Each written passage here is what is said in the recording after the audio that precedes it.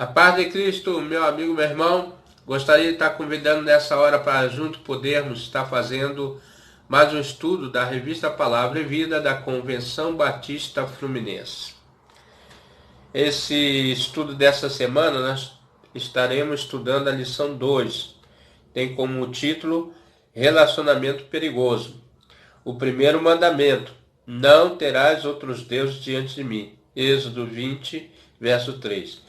Esse estudo tem como texto base Êxodo 20, de 1 a 3. E quem escreveu essa lição foi o pastor Romilton Lourenço, da Primeira Igreja Batista Central da Praça da Bandeira, em São João de Meriti, Rio de Janeiro. Barechão em Teologia pelo Seminário Teológico Batista da Pavuna, graduado em Pedagogia pela Universidade de Uberaba, pós-graduado em Teologia Contemporânea pelo Seminário Teológico Batista da Pavuna, casado em Marielia Souza Queiroz, pai de Yuri Queiroz Lourenço, Laura Queiroz Lourenço e avô de Alice Vieira Queiroz Lourenço. Nosso agradecimento desde já ao nosso querido pastor Romilton Lourenço, que faz parte da Convenção Batista Fluminense. Vamos estar lendo agora o texto básico proposto pelo pastor Romilton. Então falou Deus todas essas palavras, dizendo: Eu sou o Senhor teu Deus, que te tirei da casa do Egito, da casa de servidão. Terceiro, não terás outros deuses diante de mim. Então, irmãos, esse é o texto proposto pelo pastor.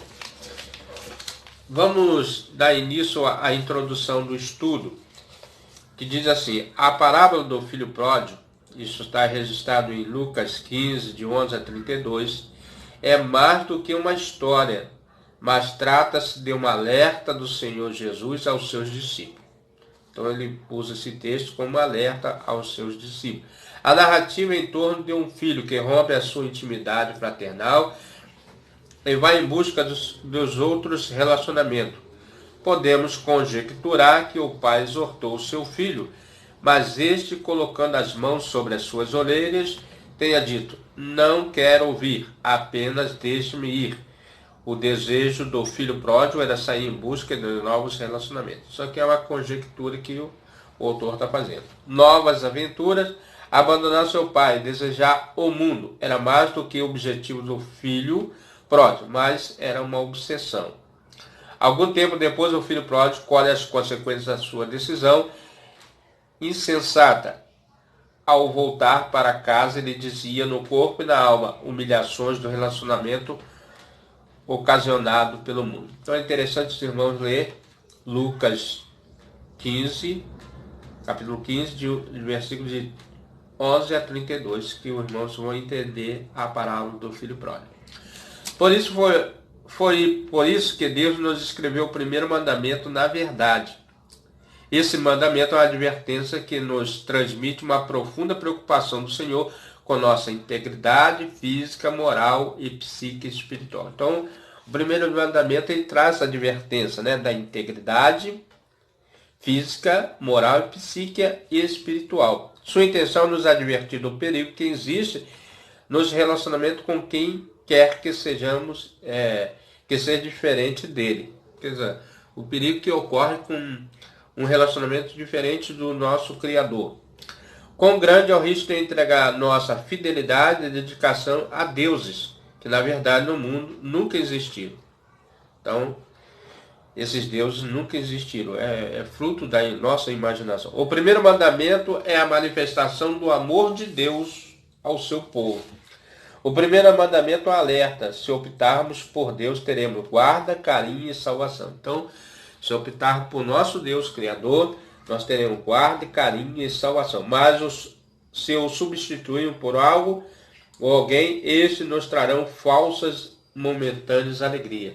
Pois, fora de Deus, teremos humilhação, desesperança e condenação. Foi o caso ali do filho pródigo, que ele pediu. Aquilo é uma ilustração, na verdade, é uma parábola. e que ilustra a vida do nosso Criador. Na verdade, o Pai ali é Deus e nós somos filhos, e muitas das vezes se tornamos rebeldes e pedimos para viver independente, né? E foi ali a história que o filho pediu a sua parte na herança, gastou tudo e depois ele se arrependeu porque estava passando humilhação, necessidade, desesperança. Primeiro ponto desse estudo, irmãos: relacionamento com Deus e deuses na Bíblia. O que vai dizer desse tipo de relacionamento? A intenção da Bíblia é clara em provar que só existe um único Deus. Então a Bíblia, ela tem essa intenção que só existe um Deus. E na verdade, irmão, isso vai estar em Isaías 43, 10, 1 Coríntios, primeira carta aos Coríntios 8, 6. Então vamos, 43, 10. Vós sois as minhas testemunhas, diz o Senhor, e o meu servo, de quem escolhi, para que saibais, e me creais e entendais que eu sou o mesmo, e que antes de mim Deus nenhum se formou, e depois de mim nenhum haverá. Então há uma confirmação aqui em Isaías 43, 10, que fora de Deus não há Deus. Em 1 Coríntios, carta de Coríntios, diz assim: todavia, para nós há um só Deus e Pai, de quem é tudo e para quem nós vivemos, e um só Senhor, Jesus Cristo, pelo qual são todas as coisas e nós por ele. Então, irmãos, há um só Deus, um só Pai. Isso está registrado na carta, primeira carta aos Coríntios 8, 6. Então diz assim: não existe Deus, entretanto, no período do antigo povo de Israel, muitas nações adoravam seus ídolos. Então, fora de Deus há ídolos, né? E os filisteus suplicavam a Dagon, é um ídolo, né? Um deus para eles, por prosperidade de suas colheitas. Então esse Dagon, quando eles cultuavam esse deus, era para a prosperidade das suas colheitas. E existia um outro deus chamado, ou um ídolo, né? Moleque era adorado pelos amorreus, que exigia crianças como sacrifício. Esse terrível Deus aqui, ele sacrificava as crianças, pedia. Uma abertura na estátua de Moleque era transformada em uma fornalha e ali os bebês eram lançados sobre a chama ardente e sacrificados. Que terrível, né, irmão? Sacrificando as criancinhas. Enquanto Jesus disse: deixai vir a mim as criancinhas, porque dos tais é o reino dos céus. Em troca, os amorreus acreditavam que Moleque lhes concederia vitória sobre os seus inimigos na guerra. Uma deusa comumente adorada, em especial pelos fenícios, era Astarote, esse outro ídolo, né? Consentia, segundo as suas devoções, a fertilidade. Quando Deus chama Abraão para a sua jornada de fé, lhe assegura que será o seu Deus e irá protegê-lo. Está em Gênesis 12, vamos ler aqui, Gênesis 12, rapidinho aqui, vamos... Gênesis 12, de 1 a 3, né? Que dá aqui assim. Ora, o Senhor disse a Abraão, sai-te da tua terra, da tua parentela, da casa do teu pai, para a terra que eu te mostrarei, e partirei uma grande nação, abençoar-te e engrandecerei o teu nome, e tu serás uma bênção.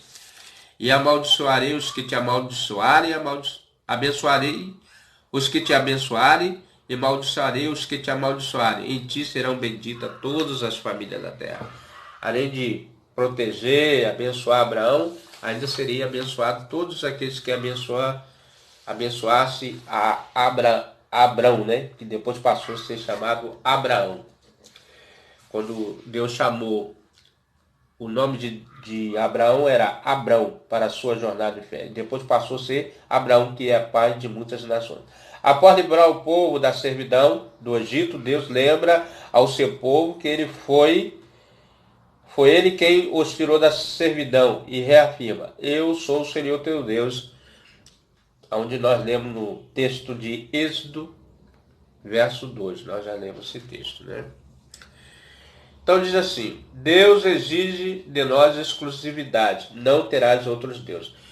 Deus é um Deus zeloso, ele quer exclusividade, irmãos. Alguns interpretam esse primeiro mandamento como uma arrogância divina.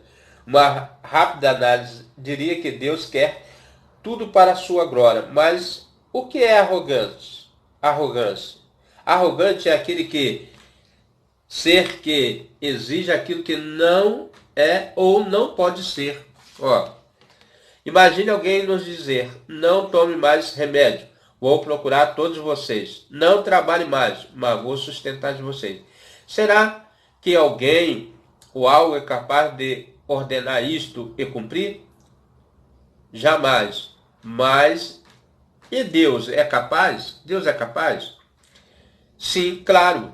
Então Deus não é arrogante, mas poderoso. Então, há uma diferença no caso de Deus, porque Deus pode essas coisas. Então ele é poderoso.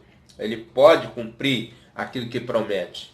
Pois promete e cumpre. Entretanto, Deus não poderia ser mais humilde. Ó, possibilitando nos outros relacionamentos. Deus certamente é humilde, pois se relaciona conosco. Então, quando Deus se torna humilde, irmão, porque ele se relaciona com nós, um ser insignificante, vamos dizer assim, pois se relaciona conosco. O que Deus não tem é falsa humildade, né? Realmente Deus é humilde porque ele não tem falsa humildade. Então ele dá o exemplo aqui de um jogador. Imagine Cristiano Ronaldo, jogador português, eleito o melhor jogador do mundo por várias vezes, em uma entrevista dizer: "Ah, bondade de vocês, pois não jogo tanta bola assim. Não, aliás, sou quase um perna de pau." Não tem coerência, né? Trata-se de uma falsa modéstia, se ele agisse assim. Uma vergonhosa humildade. Em Deus você não encontrará falsidade. Os relacionamentos com os ídolos podem nos trazer danos futuros e terríveis. Realmente, irmãos, quando nós... Em outra passagem, esquecendo aqui, eu disse o que é uma idolatria, né? É quando um pai cria um filho e ele vai fazer a gratidão. Olha o exemplo aqui desse filho pródigo, né? Os irmãos viram, né? Na vida do filho pródigo, como que ele agiu. Ele largou seu pai para ter outros relacionamentos com amigos, com... O texto não fala diretamente, mas o outro irmão, diz que ele desperdiçou com as meretrizes, né, com as prostitutas. Os relacionamentos com os ídolos podem nos trazer danos futuros. Por isso, é seguro crer em Deus e seguir o primeiro mandamento. Então, o primeiro mandamento vamos ver aqui o primeiro mandamento, que é: não terás outros deuses. O primeiro mandamento é esse: não terás outros deuses. Então falou o Senhor: eu sou o Senhor teu Deus, que te tirei da terra do Egito. Não terá outros deuses diante de mim. Olha só. E ordenou para não fazer imagem de escultura, que é ídolos, né? Então, irmãos, olha o perigo das pessoas abandonar o Criador. Então diz assim: trata-se de uma falsa modéstia, não encontra falsidade, relacionamento com os ídolos pode nos trazer danos futuros terríveis. Por isso é seguro crer em Deus e seguir o primeiro mandamento: não coloque nada na frente de Deus. Vamos ler aqui Mateus 6:33. Mateus 6:33 diz assim: mas buscai primeiro o reino de Deus e a sua justiça, e todas essas coisas vos serão acrescentadas, né? Então, está fortificando aquele mandamento, que nós devemos buscar primeiro o reino de Deus e a sua justiça, e todas essas coisas vos serão acrescentadas, né? Então, primeiramente, Deus. Segundo ponto, nós falamos, primeiro ponto, o relacionamento com Deus e deuses na Bíblia. Segundo ponto, o relacionamento com deuses no passado e nos dias atuais. Será que tem deuses, pessoas adorando deuses nesses dias? Então, no passado, muitas pessoas se inclinavam diante dos ídolos. Apesar de encontrar muitos povos, nações e tribos ainda adoram deuses de madeira, pedra e metal, nós vemos aí, né? Talvez até no nosso país ainda tem pessoas que se prostram diante, creem que ali está Deus mesmo, mas nós crentes não cremos nesse Deus de madeira, de pedra, de metal. O avanço do cristianismo faz com que esta prática relacional religiosa, né,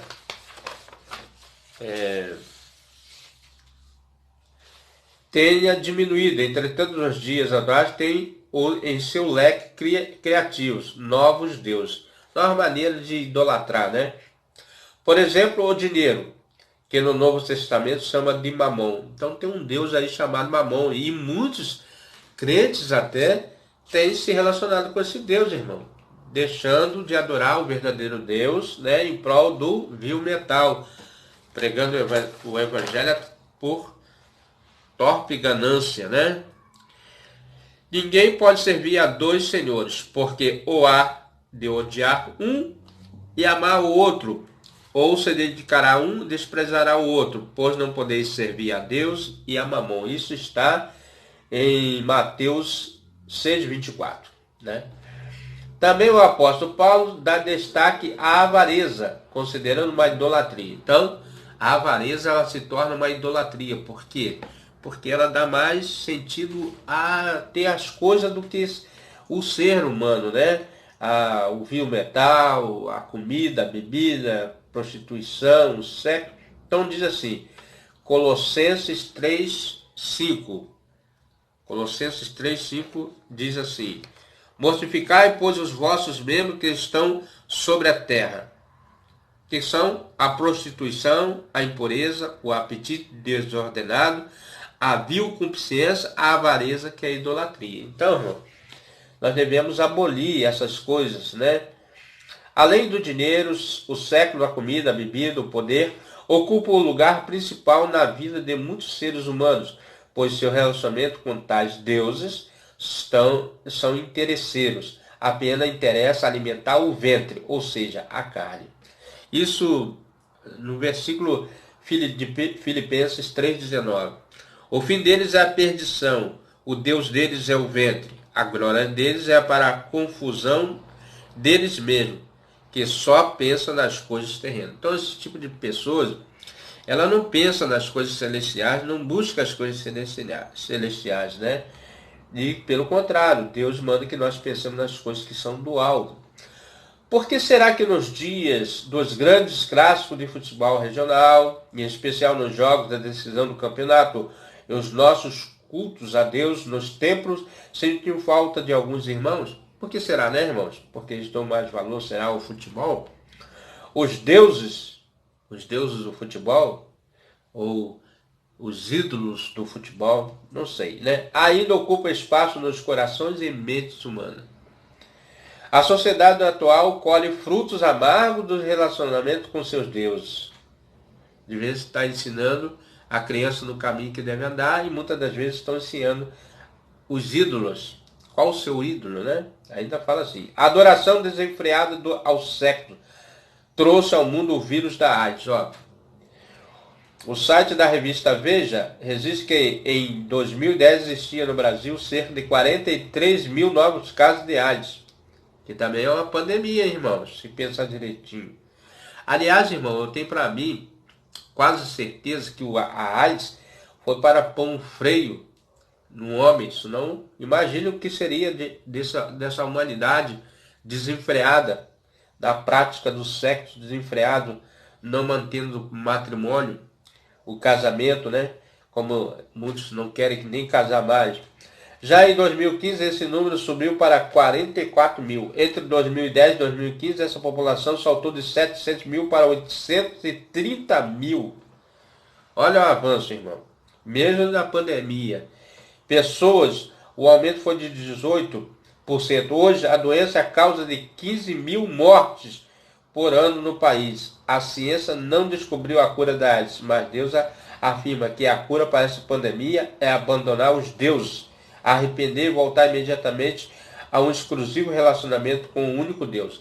Qual são um Deus aqui que nós falamos, irmão? A prostituição. Olha só.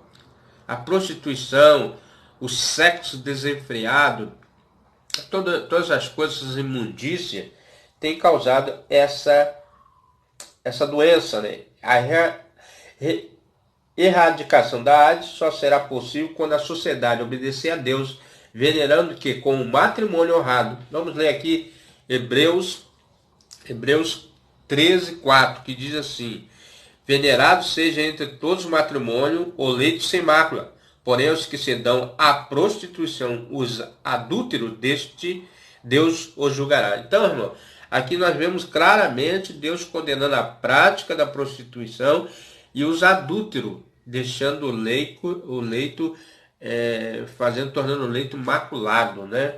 E há uma advertência aqui, porque esse Deus do sexo, né? É antigo também.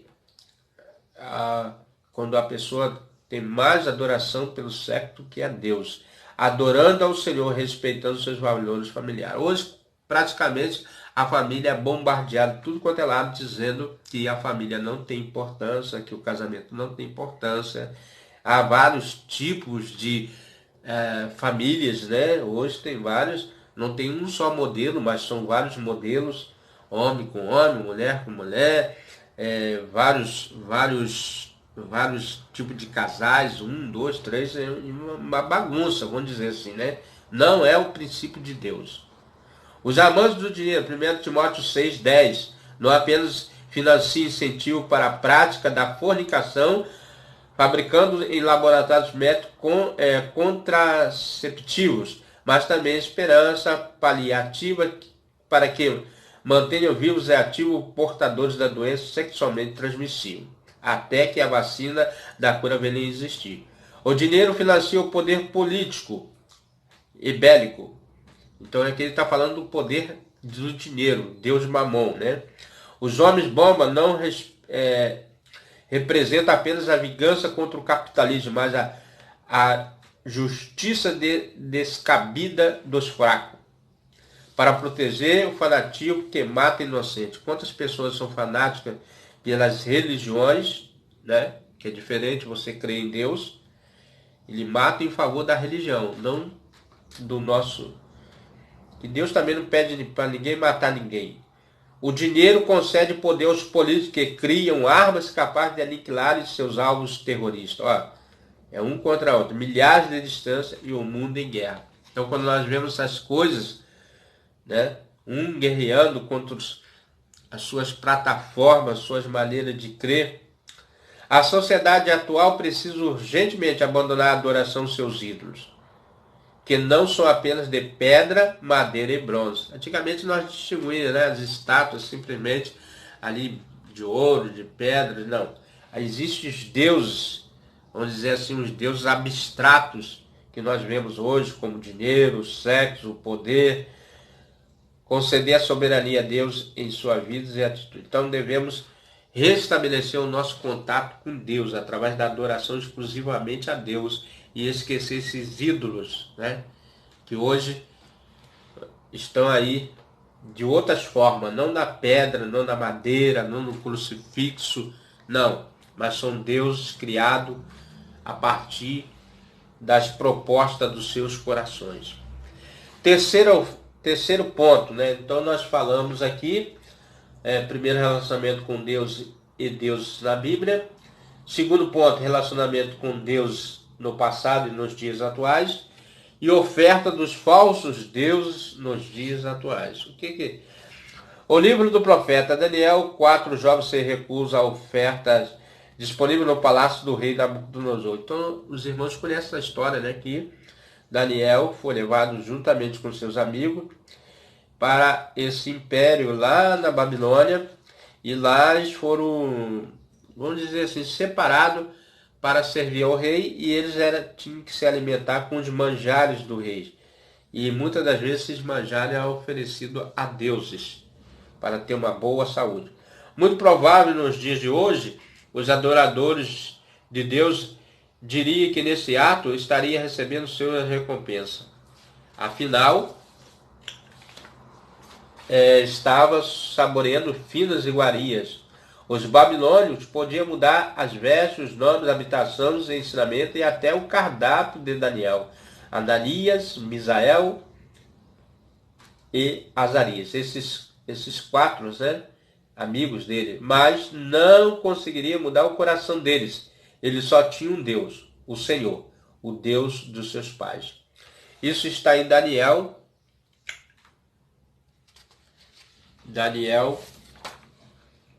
2:23. O Deus de meus pais, eu te louvo, celebro porque me deste sabedoria e força, e que agora me fizeste saber o que te pedimos, porque nos fizeste saber este assunto do rei.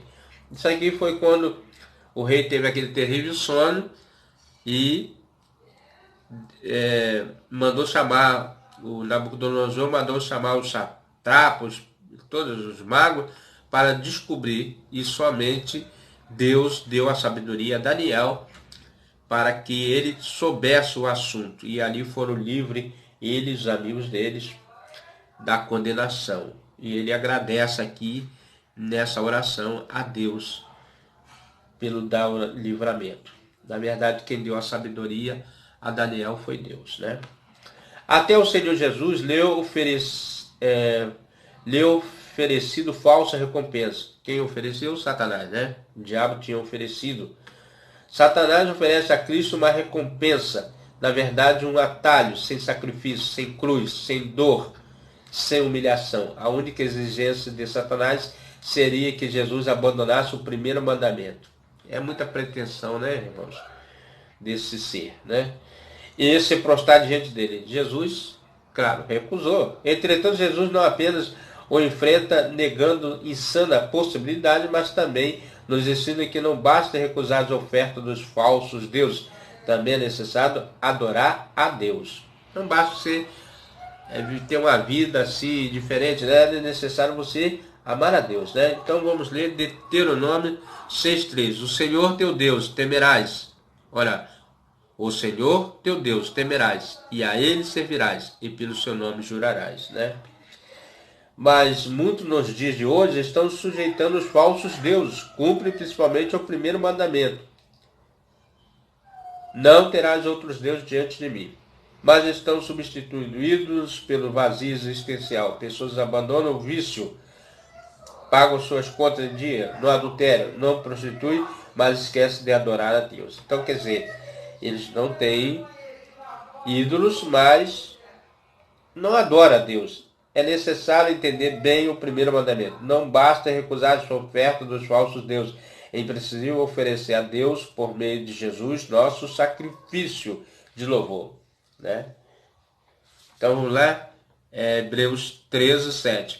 Pela fé, Noé, divinamente avisado das coisas que ainda não se viam, temeu, e para a salvação da sua família, preparou a arca pela qual condenou o mundo e foi feito o herdeiro da justiça, que é segundo a fé. Então, é necessário crer em Jesus Cristo como autor da sua fé.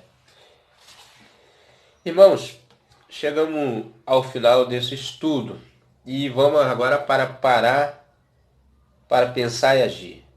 Nas lições a seguir, vamos partilhar sobre os outros mandamentos. Observe que se esse mandamento, ele chama a atenção, o autor chama para isso, não terás outros deuses diante de mim, não estivesse no primeiro lugar da lista do decálogo. O decálogo, os irmãos sabem que são as 10 palavras, né? Então, os 10 mandamentos.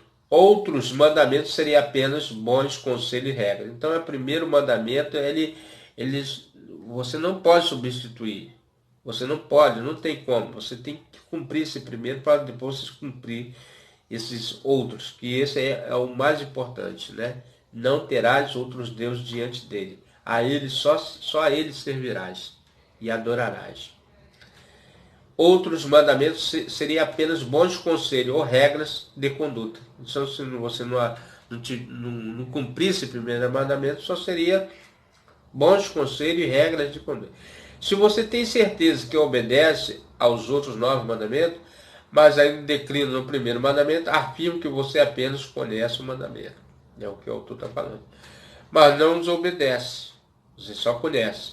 Se você entende que basta cumprir e obedecer o segundo e ao 10º mandamento, e com isso alcançará a bondade, a graça de Deus, também lhe asseguro que você está cometendo um grande engano.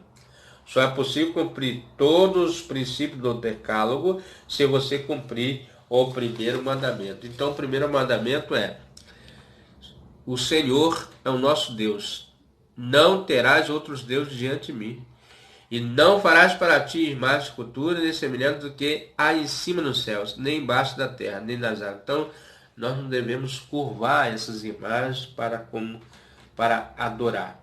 E nem ter, substituir qualquer outra coisa, um carro, uma casa, um filho. Nada substitui o amor de Deus em nossos corações. Então temos que ter a primazia nesse primeiro mandamento, que é pôr Deus acima de todas as coisas. Cumprir os princípios da casa, você cumprir o primeiro mandamento. Responda para si mesmo. Aqui o autor. Ocupa o primeiro mandamento. Deus ocupa o primeiro lugar na minha vida de adoração. Isso é uma reflexão para nós, né? Exatamente sobre isso que trata o primeiro mandamento. Nossa vida só tem sentido se Deus estiver em primeiro lugar. Deus é o nosso porto seguro, né, irmãos? Graças a Deus. Vamos ler aqui o último versículo que está em Isaías 41, versículo 10, que diz assim: Não temas, porque eu sou contigo. Não te assombres, porque eu sou teu Deus. Eu te esforço, eu te ajudo.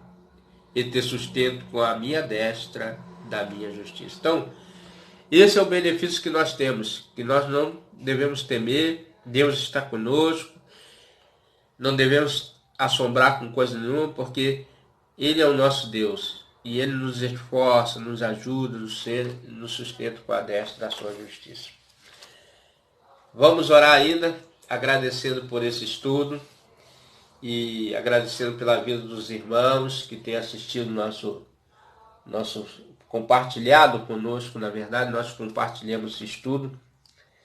E eu quero dizer para os irmãos que a leitura diária eu tenho posto na descrição para que os irmãos participem lendo diariamente dos estudos. E os irmãos quiserem adquirir essa revista em PDF, é só entrar no site da Convenção Batista Fluminense, vai estar disponível lá para os irmãos. Vamos orar, vamos agradecer a Deus, agradecer pela vida do nosso pastor Romilton Lourenço e pela Convenção Batista Fluminense. E pela vida dos irmãos, pedir perdão por qualquer pecado, qualquer coisa que nós cometemos ao nosso Deus e colocar Deus em primeiro lugar. Pai Celeste, Deus amado, nosso único Deus soberano, Pai de nosso Senhor e Salvador, Senhor Jesus Cristo, pela qual nós adoramos na beleza da Tua santidade, ó Pai. Agradeço a Ti, ó Deus, essa oportunidade de, através desse vídeo, poder evangelizar e que as pessoas ouvirem, tanto os crentes como não crentes, e aqueles que estão abertos a ouvir a mensagem do Espírito Santo que é falado e proclamado, Senhor, através das redes sociais. Senhor, que o Seu Espírito possa transmitir aquilo que é o coração do ouvinte. Abençoa os inscritos do canal, os irmãos e todos aqueles que ouvirão a Tua mensagem, ó Pai. O maior objetivo desse canal, Senhor, é a propagação, a proclamação do Evangelho através do estudo metódico, Senhor, e que possa alcançar a cada um deles. Pai, abençoa a nossa vida, abençoa a minha vida, abençoa a vida da minha esposa, abençoa meu lar, abençoa, Senhor, a minha família, abençoa, Senhor, esta nação, abençoa os nossos corações. Eu te agradeço, te exalto, glorifico o teu nome para todos sempre, ó Deus, em nome do Senhor Jesus Cristo. Amém. Meu amigo, meu irmão, se você tem gostado desse estudo, venha conosco até o próximo estudo, se assim o nosso bom Deus nos permitir. Amém?